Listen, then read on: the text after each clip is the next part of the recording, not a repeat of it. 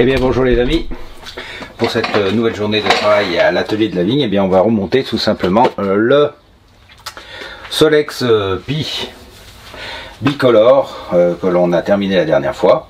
Alors là vous voyez, toutes les pièces ont été nettoyées, préparées. Alors microbillé, sablé, vernis, poli, etc. On a refait les fils de bougie, les douilles de bielle, bon bref, le moteur a été remis en état. Alors ce que je vous propose aujourd'hui, eh bien c'est de le remonter. Et puis comme il y a plein de nouveaux sur la chaîne, et je les remercie de s'être abonnés, eh bien ce que je vous propose c'est de remonter ce moteur, donc typiquement 3008, dans le détail, et puis de vous faire voir eh bien, les petites astuces que l'on peut trouver pour remonter ce moteur. Alors ces astuces pour les anciens, vous les avez déjà trouvées dans d'autres vidéos, mais c'est vrai que avec bientôt plus de 4500 abonnés, eh bien on va pas toujours fouiller dans les anciennes vidéos pour trouver ces informations. Donc de temps en temps peut-être faire des petits piqûres de rappel, ce qui permet de bien remonter un moteur sans trop de difficultés. Alors pour bien remonter un moteur, ben, il faut tout d'abord commencer par le commencement, c'est-à-dire de bloc carter. Et dans le bloc carter, nous allons installer, je ne sais pas si vous le voyez bien, dans le bloc carter, donc qui a été, vous le voyez, microbillé, nettoyé, sablé, et puis verni sur la partie intérieure pour éviter que la corrosion pardon, ne se propage, eh bien on va lui installer son roulement. Alors le roulement, on a bien pris garde lors du démontage de bien chauffer le carter pour éviter de casser au maximum cette collerette ici. Hein, alors vous le voyez, elle est un petit peu ébréchée quand même parce que on n'y arrive pas toujours, ou alors le travail a déjà été fait par d'autres personnes moins méticuleuses, et dans ce cas-là, ben, on arrive à ces résultats. Bon, disons que là, il y en a déjà beaucoup, hein, c'est pas un souci particulier. Donc on va pouvoir mettre les différents éléments. Tout d'abord, eh bien, le roulement, la cale du roulement, par contre, le clinquant au fond, puis le roulement, et enfin le joint spi, puisque c'est un joint spi ancien modèle. Alors un petit aparté sur les joints spi qui équipent les carters moteurs des 3008, il y en a deux types. Il y a ce que j'appelle les anciens modèles, qui ressemblent à ça, et puis les nouveaux modèles qui ressemblent à ça. Alors lorsque vous commandez sur la boutique de l'atelier de la ligne un joint, il faut bien vérifier si c'est un nouveau ou un ancien modèle, parce que ça sera beaucoup plus facile pour remonter votre moteur en utilisant le joint qui va bien. Alors en l'occurrence, l'ancien modèle dispose, comme vous le voyez, d'une espèce de rondelle qui est incorporée dans le joint, et il se positionne avant toute chose à l'intérieur du carter, comme ceci. Vous le poussez au fond, et ensuite vous mettez votre clinquant et votre roulement. Le nouveau modèle, quant à lui, se positionne à la fin, c'est-à-dire que vous allez monter votre clinquant, votre roulement, votre vilebrequin, et en dernier, vous allez installer dans cet orifice ici, voyez, le long de votre vilebrequin, le joint spi nouveau modèle, avec, vous le voyez là, les lèvres à l'extérieur. Voilà. Donc ça c'était un petit aparté. Alors si vous avez un joint ancien, montez un joint ancien. Si vous avez un joint nouveau, montez un joint nouveau. Ne les panachez pas. C'est pas tout à fait interchangeable. C'est possible, mais c'est pas tout à fait interchangeable. Donc évitez à ce niveau-là d'avoir tout de suite la possibilité d'avoir une fuite, ce qui serait dommage si vous avez refait le moteur pour cette raison-là. Et puis évitez aussi de faire un panachage, parce que bah, tout simplement, au bout d'un moment, si vous empilez trop de rondelles de calage à ce niveau-là, eh bien vous allez arriver au problème classique du vilebrequin qui bloque lorsque vous allez revisser l'intégralité du moteur. Donc moi je vous conseille, quand vous démontez votre moteur, vous repérez bien votre joint. Si c'est un joint ancien, vous en commandez un et vous le remettez. Si c'est un nouveau joint, eh bien vous recommandez un nouveau joint et vous l'installez. Voilà. Maintenant, qu'est-ce qui va aller dans le carter moteur pour monter le vilebrequin? Eh bien, il va y avoir deux choses. Il va y avoir tout d'abord la rondelle de clinquant. Il y a toujours une rondelle de clinquant au fond sous le roulement. Cette rondelle de clinquant sert à la fois d'étanchéité mais également de calage de l'ensemble du moteur, donc elle est très importante. Et puis par-dessus on va mettre bien sûr le roulement. Alors on revient bien sur le moteur. Alors cette vidéo sera peut-être un peu longue, donc je la partagerai en plusieurs morceaux, mais c'est peut-être important de refaire un moteur vraiment dans le détail. Alors vous le voyez sur l'ancien moteur, comme je vous l'avais dit, il y avait une rondelle clinquant qui ira tout au fond ici du carter. Donc il sert à la fois d'étanchéité et de calage. Et par-dessus, vous allez mettre un roulement neuf en 6203. Alors les roulements, encore un petit point là-dessus. Les roulements de l'atelier de la vigne sont des roulements SKF. Pourquoi? Parce que j'en monte depuis des années, je sais que c'est de la bonne qualité, donc je ne vous vends pas d'autre chose. Alors bien sûr, je pourrais commercialiser dans l'atelier de la vigne des roulements en premier prix, mais je ne le fais pas. Tout simplement parce que je n'ai pas de connaissance, j'allais dire, de leur usure et de leur fiabilité dans le temps. Alors pour démonter un moteur de Solex, je vous l'ai dit à de nombreuses reprises, ça existe de l'outillage, et puis c'est quand même, vous l'avez vu, un carter qui reste fragile, surtout avec cette collerette là. Donc franchement, c'est pas très conseillé de le démonter 8 fois par an. Hein. Donc à partir de là, je pense qu'il faut mieux mettre des pièces, certes, un peu cher, mais les roulements, comme tous les prix des matières premières, tous les prix des matières premières ont subi une très forte hausse ces derniers temps, et ben, les roulements en font partie. C'est ce genre de matériel qui manque aussi actuellement dans beaucoup de secteurs. Donc moi, ce que je vous propose, c'est des roulements donc de marque SKF en 2 RS. À 2 RS, qu'est-ce que ça signifie? Ça signifie qu'il est doublement étanche. Vous voyez ici et ici, il y a une petite flasque qui fait que le roulement est étanche. Alors pourquoi moi je les monte en 2 RS alors qu'à l'origine c'est du simple RS, c'est-à-dire simple étanche? Il y a tout ça. Merci Siri. Eh bien tout simplement c'est pour avoir encore une meilleure étanchéité du bas moteur. Plus le bas moteur d'un Solex est étanche, bien sûr, moins vous avez de fuite d'air et plus votre moteur sera performant. Performant bien sûr dans les limites d'un moteur de Solex. Alors si ça vous cause problème, c'est pas du tout un souci. Si vous voulez monter comme à l'origine un 2 RS, vous prenez un petit tournevis, vous faites sauter cette flasque, et la flasque donc une fois qu'elle est enlevée, eh bien vous avez un roulement simple étanche, que vous allez monter bien sûr côté flasque enlevée à l'intérieur du carter moteur, bien sûr, pour que en fait ça soit l'huile du mélange qui graisse le roulement. Bon, un double étanche, il est prévu pour des centaines de milliers d'heures de fonctionnement en milieu hostile.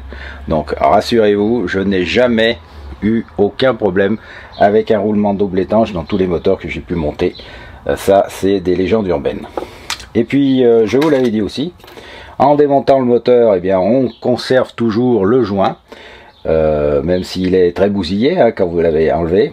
Mais au moins vous savez quel type de joint va sur ce carter, et en l'occurrence ici vous voyez c'est pas un ancien joint SPI, hein, ça n'a rien à voir avec ça, c'est bien un nouveau joint SPI qu'il va falloir monter donc en dernier sur le vilebrequin. Alors vous le savez, moi j'évite toujours de taper sur les moteurs, donc pour enfiler le roulement c'est très simple, je chauffe au décapeur thermique ou avec mon bleuet le pourtour ici du carter pendant je sais pas une vingtaine de secondes, une trentaine de secondes, et puis ensuite j'installe la rondelle de calage tout au fond puisqu'elle va sous le roulement. Je vous montre à froid, et puis bien sûr c'est beaucoup plus facile que lorsqu'on fait la manœuvre et que tout est chaud.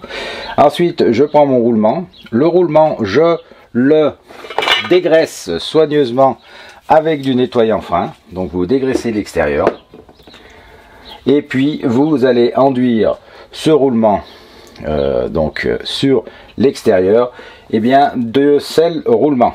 Alors le sel roulement, il est ici, vous pouvez le trouver dans les plus petits flacons hein, à la boutique de l'atelier de la vigne. Vous en mettez un cordon tout autour, vous allez voir tout à l'heure, pour avoir encore une plus forte étanchéité. Une fois que ça c'est fait, eh bien vous positionnez le roulement et vous l'enfilez. Alors moi, comme je vous l'ai dit, je n'aime pas taper, donc je l'enfile délicatement à la presse. Et bien après tout ce blabla, si vous le voulez bien, on va effectuer cette opération. Alors le sel roulement est assez important pour deux raisons. La première, je vous l'ai dit, l'étanchéité. La seconde, pour maintenir en place le roulement dans son dans son logement, parce qu'il arrive que certains Solex soient bien usés et que le roulement est un peu de jeu là-dedans, donc il faut pas qu'il tourbillonne. C'est le roulement de marque Loctite, hein. Là aussi je ne vends que de la marque Loctite parce que j'ai pas eu de bons retours avec d'autres marques moins chères mais moins bonnes a priori. Ça résiste à la chaleur et ça résistera, ça vous permettra de ne pas ce qu'on appelle décoller votre roulement et donc là aussi avoir à refaire le moteur assez rapidement après le remontage, ce qui comme je vous l'ai dit n'est jamais bien bon. Donc n'hésitez pas à utiliser des roulements de qualité, des produits de qualité pour refaire vos moteurs.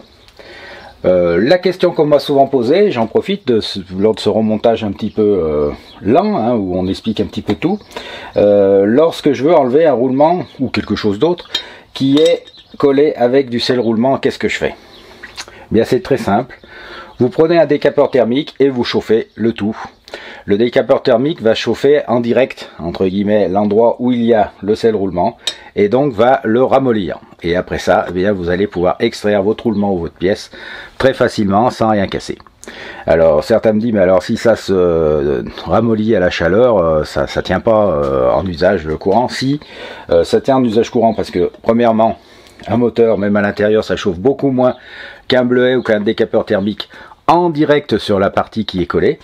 Donc là, ne vous inquiétez pas, c'est bien des produits qui sont faits pour ce qu'on veut, c'est-à-dire placer un roulement à l'intérieur d'un carter moteur et le maintenir en place. Donc ça, ne vous inquiétez pas à ce niveau-là. Autre question qu'on m'a posée, c'est cher, qu'est-ce que j'en utilise pas souvent, etc. etc. Bon, d'accord. Alors d'abord, vous n'êtes pas obligé de prendre le 24, le 50 ml comme ça.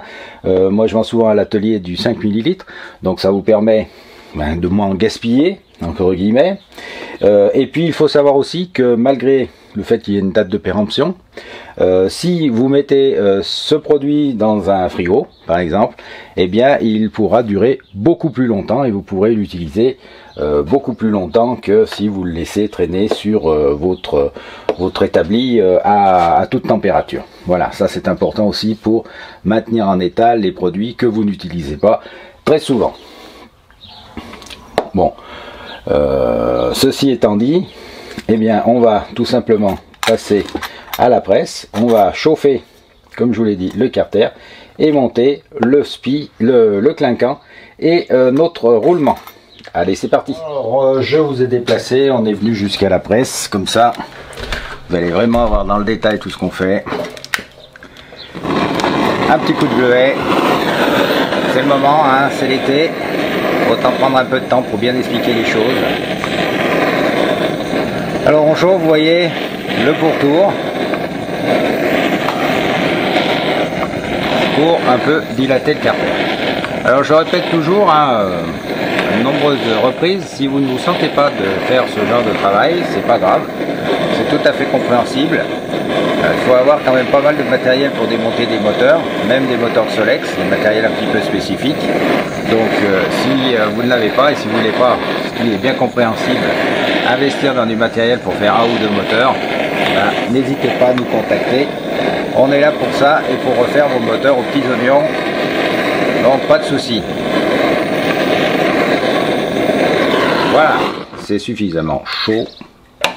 À mon avis, il faut que ça passe. Alors d'abord, ne pas oublier le clinquant qui va au fond. Alors là, ce qu'il faut faire, bien sûr, c'est éviter de se cramer les doigts. Voilà. Ensuite, on va mettre le roulement. Alors le roulement, on l'a préalablement dégraissé, hein, avec du nettoyant frein. Et tout autour, vous voyez, on va mettre un cordon de sel roulement. Voilà, on en met tout autour comme il faut. Hop. Et puis on va installer le roulement dans son logement. Voilà, on va appuyer dessus avec une cale, jamais appuyer bien sûr en direct avec un roulement. Un roulement, ça se met avec délicatesse pour pas le bousiller tout de suite. Ce serait dommage quand même que avant qu'il soit utilisé, les chemins de roulement soient naze. Et puis on enfile Alors vous voyez, à la presse, on entend bien, hein, ça s'enfile à force. Donc vous comprendrez bien qu'avec un marteau, au tchac, avec un marteau, eh bien, vous n'avez pas du tout, voilà, quand ça force au fond, vous n'avez pas du tout la même sensation qu'à la presse, c'est beaucoup plus hasardeux. Et l'autre désavantage du marteau, c'est qu'il peut arriver que quand vous frappez au marteau sur votre roulement, eh bien les carters qui sont quand même âgés, qui peuvent être fragilisés, peuvent casser net à l'arrière. Et là, bien sûr, vous êtes bon pour acheter un nouveau carter parce que votre roulement et votre carter, votre moteur est HS.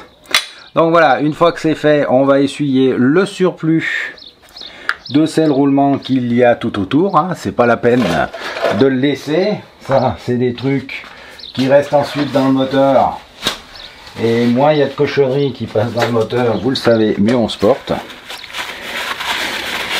Donc on essuie délicatement ça, et à présent, comme ici la collerette, vous le voyez, à des endroits eh bien été abîmée, hein, eh bien on va la rabattre. Alors pour la rabattre, c'est très simple, on passe juste à l'autre plan de travail. Personnellement, à l'atelier de la vigne, pour abattre, j'utilise un petit pointeau comme ça, enfin, une petite masse comme ça, et tout autour, je rabats contre le roulement la collerette, qui est, bah là en l'occurrence, défectueuse car elle n'est pas toute entière, le moteur ayant déjà été refait.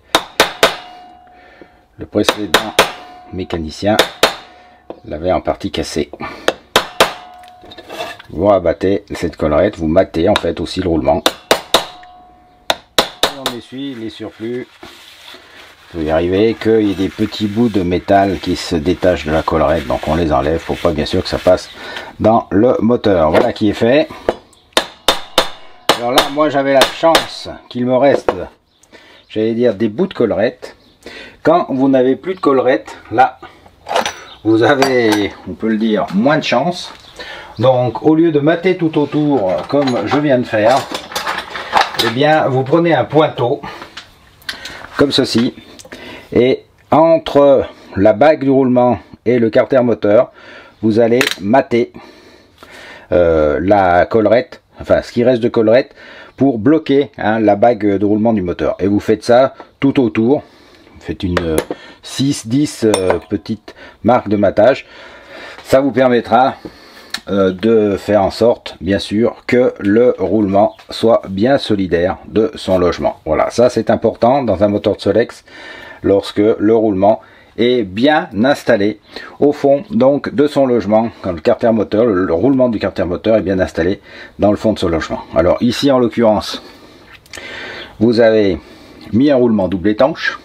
Vous mettez toutes les chances de votre côté. Vous avez collé avec de la Loctite, qui est la meilleure colle du marché. Et vous avez maté la collerette qui restait tout autour pour encore, eh bien, incruster, en tout cas, mettre en place encore plus fortement le roulement à l'intérieur. Donc là, normalement, sauf catastrophe, vous n'aurez pas de problème avec ce roulement de ce moteur. Voilà, à présent que c'est fait, eh bien on va enfiler le vilebrequin. Alors de la même manière, moi je l'enfile délicatement à la presse, donc je vais vous montrer ça. On est revenu à la presse. Alors j'ai installé bien sûr le bloc pour qu'il puisse être en équilibre. Alors ce que je fais aussi, je huile le vilebrequin pour qu'il passe plus facilement. Et donc j'appuie la presse, alors vous voyez, j'appuie ici, c'est-à-dire bien au centre du vilebrequin, pas sur les bords du contrepoids, parce que sinon, bien sûr, vous allez le vriller. Donc vous l'appuyez bien au centre, et on enfile tout doucement le vilebrequin jusqu'à s'abuter. Alors vous voyez à la presse, l'avantage, c'est que ça s'enfonce progressivement. Si vous avez un point dur, vous arrêtez tout de suite parce qu'il y a un problème. Vous ne forcez pas. Cette presse monte jusqu'à 20 tonnes, donc vous avez intérêt à vous arrêter avant parce que sinon vous allez exploser les choses. Mais l'avantage de la presse, c'est que ça y va tout doux, sans forcer, tandis qu'au marteau, bah, c'est là aussi beaucoup plus hasardeux. Voilà, enfilez bien au fond, on va bientôt y arriver. Là c'est quasiment à 0, hein. Et là, hop, on sent que ça commence à forcer. Vous ne forcez plus, votre vilebrequin est en place. Le voilà, le voilà.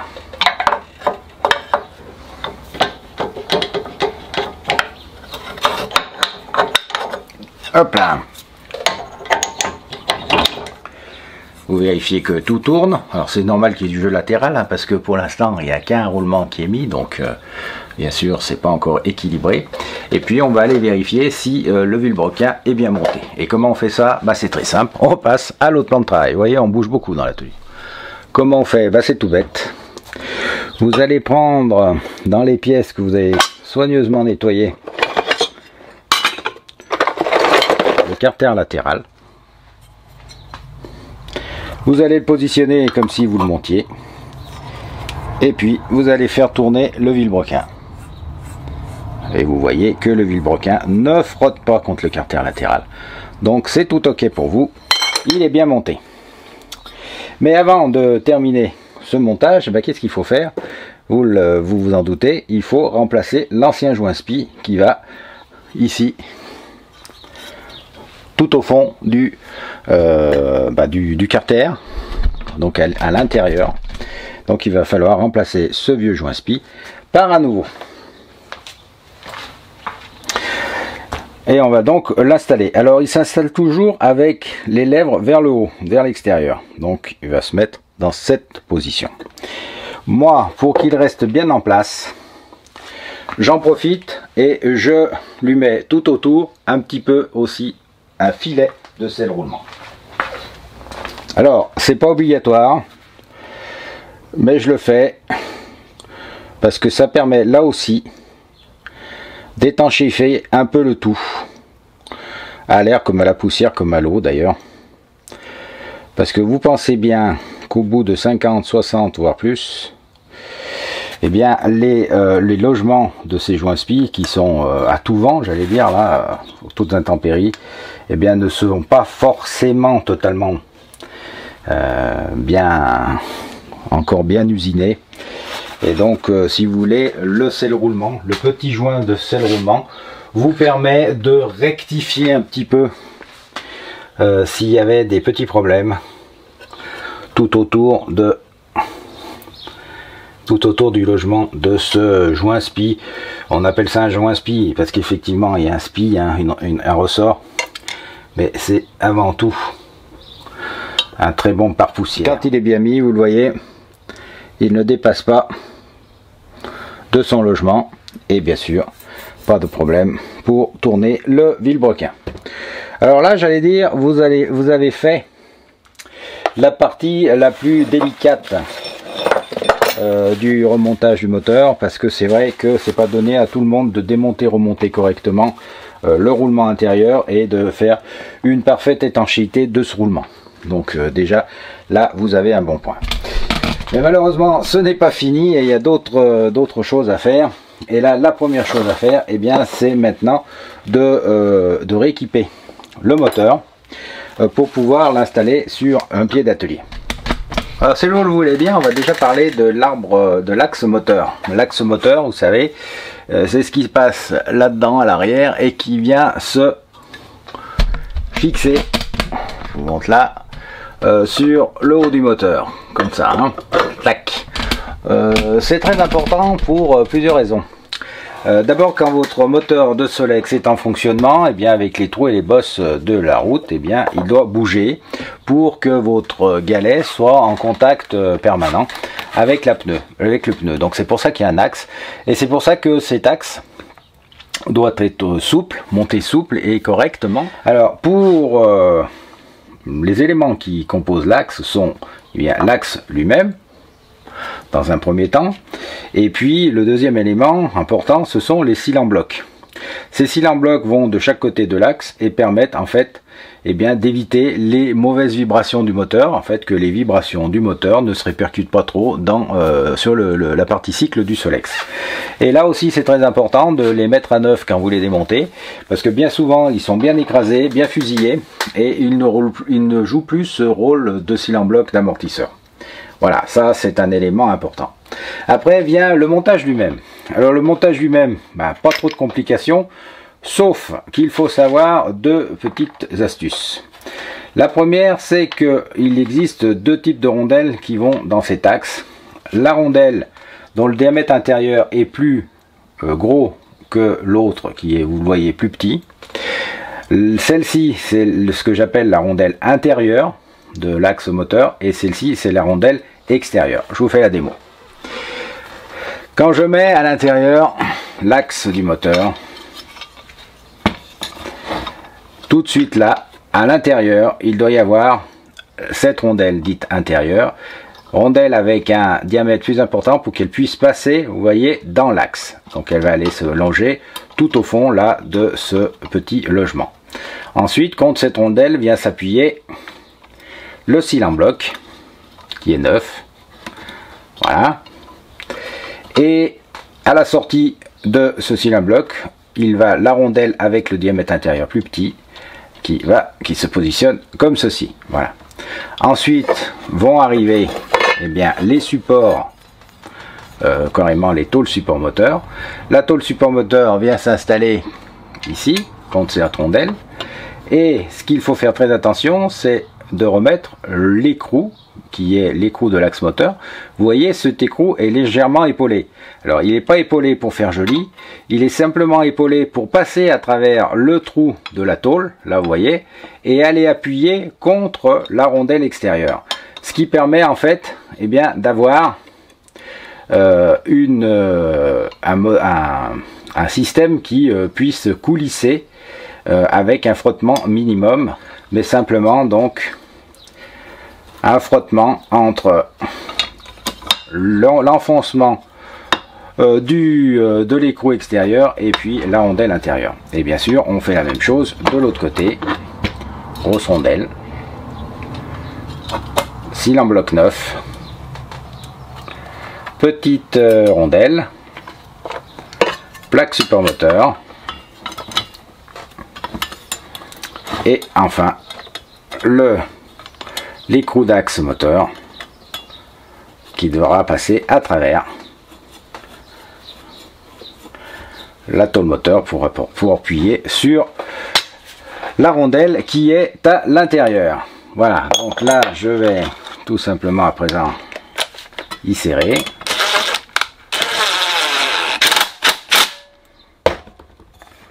Voilà, c'est serré d'un côté. On n'hésite pas à serrer, on va serrer de l'autre, et vous avez normalement, voilà, des supports moteurs qui coulissent. Alors ça coulisse pas facilement, mais ils doivent bouger pour pouvoir, bien sûr, que vous puissiez remonter le moteur facilement sans forcer excessivement, et il puisse bouger un petit peu, mais pas trop non plus, parce que le moteur ne doit pas bandigoler comme ça hein, quand il roule, mais bouger à minima pour pouvoir épouser les irrégularités de la route. Alors à présent vous allez me dire, si on laisse le moteur que comme ça, eh bien il peut bouger de haut en bas sans être formidablement maintenu. C'est pour ça que Solex a inventé les glissières et les ressorts. Ces glissières et les ressorts permettent en fait de tendre le moteur vers le bas et donc de faire appuyer en permanence le galet sur la roue. Et là aussi on va voir qu'il y a des petites subtilités pour monter ce bas moteur, ces ressorts de bas moteur. Là, pendant que vous y êtes, n'hésitez pas à rajouter une petite pièce que beaucoup oublient et qui a son importance. Alors elle est disponible en neuf, si vous l'avez perdue ou si elle est esquintée, n'hésitez pas à faire un tour dans la boutique. C'est le petit pontet métallique plastique qui va ici, donc il se positionne ici, donc ça fait partie là des trous qui sont déjà dans la tôle moteur. Voilà, la même chose de l'autre côté. Voilà, et à quoi sert ce petit pontet plastique? Et bien simplement, lorsque votre moteur va tourner, ça vous empêche d'avoir des projections excessive entre le moteur et le garde-boue. Alors les glissières, faites attention quand elles sont très rongées comme ça, changez-les. Ça vaut pas le coup de les remettre, vous voyez, parce que ça va mal coulisser. Donc ça c'est le premier point. Le deuxième point, les glissières, comment elles vont? Alors elles vont tout d'abord ici, à l'avant. Jusqu'à le point. Voilà, elles vont à l'avant avec un écrou spécial qui passe ici, puis une entretoise, la glissière elle-même et enfin l'écrou qui bloque la glissière. Voilà, alors les écrous ils se vissent plus ou moins bien, voilà, en fonction de comment ça a été démonté. Après là, n'oubliez pas, si vous avez un bec de canard, le garde-boue avant, il peut être de plusieurs types. Alors il peut être troué, donc il faut mettre le boulon bien sûr avant, ou il peut être cranté comme celui-ci. Donc dans ce cas-là, on peut le clipser après, comme ceci. Mais n'oubliez pas de le mettre à cette étape, parce que c'est beaucoup plus facile à faire. Voilà. Donc vous mettez l'écrou qui fixe le haut de la glissière sans le bloquer. Et puis on va passer ensuite à l'écrou inférieur de la glissière. Donc vous avez un boulon long que vous allez passer ici, puis une rondelle avec, vous voyez, un trou de dimension étroit, il va se mettre là. Ensuite vous allez passer l'écrou là dans la glissière et là vous allez mettre la rondelle qui a un trou intérieur plus large. Pourquoi? Parce qu'il va falloir que cette pièce qui vient de se visser passe à l'intérieur de cette rondelle, puis à l'intérieur de la glissière pour venir aller se bloquer contre la petite rondelle qui est à l'intérieur. Et ça c'est très important pour avoir un excellent glissement des glissières de moteur. Donc ne les montez pas à l'envers. Alors c'est pas évident à faire, tout simplement parce qu'en plus là on va rajouter un ressort qui va permettre de maintenir en position tout ça. Mais en tout cas faites très attention de le monter correctement, parce que eh bien l'utilisation de vos glissières en dépendent. Donc en fait moi je le monte à la main pour voir si tout se passe bien. On sent, voilà, là on a senti que c'est bien passé à l'intérieur, et puis là après ben, vous bloquez à fond. Il ne nous reste plus qu'à installer les ressorts. Alors les ressorts c'est pareil, assurez-vous qu'ils sont pas trop tordus, esquintés, détendus, etc. Comme ça vous allez mettre des bons ressorts qui iront bien. Donc ils vont à l'intérieur ici. Je ne sais pas si vous voyez, à l'intérieur ici, et ils vont aller se tirer. Alors moi j'ai un petit appareil qui permet de tirer, c'est ça, hein, vous le trouverez à la boutique d'Atelier de la Vigne, et vous allez le tirer jusqu'au trou en bas de la tôle support moteur. Et pour finir vous allez avoir besoin de tout ça. Alors les deux boulons de support moteur qui vont s'enclencher sur le cadre du Solex, donc vous voyez ce sont des boulons qui sont épaulés, hein, c'est pas des boulons classiques. Ces boulons vous allez les installer ici, et puis vous aurez aussi ici un arrêtoir qui vous permet, comme vous pouvez le voir, de caler, d'arrêter aussi, d'empêcher le roulement d'axe de moteur de se dévisser tout simplement pendant le fonctionnement de l'engin. Et on a exactement la même chose de l'autre côté avec le même support. Alors quelquefois vous voyez c'est pas en face Donc il faut tourner un petit peu le boulon pour le positionner correctement dans la gorge de l'arrêtoir. Voilà, on peut le mettre sur son support d'atelier. Le voilà, et il est en place pour la suite des opérations, c'est-à-dire le remontage complet du moteur.